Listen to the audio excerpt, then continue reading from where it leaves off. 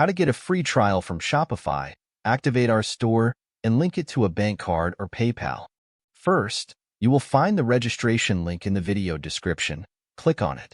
It will take you to this page where you will get a free trial for 3 days, plus your first month will only be for $1. You will enter your email here, then click on Start Free Trial. Here, it will ask you for some information, but you can skip this information by clicking on Skip All. Here, you will start choosing the place where you will begin selling, which will be the country or the place where you will start selling your products, then click on Next.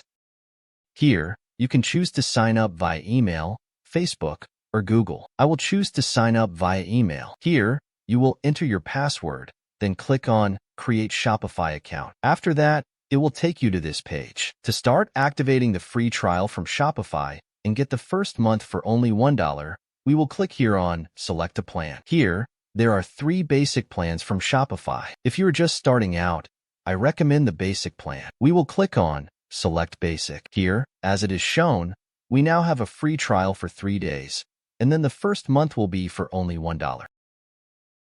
We will start by entering the bank card details here, or we can pay via PayPal, then click on Subscribe. I paid via PayPal. After that, you will enter your address and postal code, then click on Subscribe.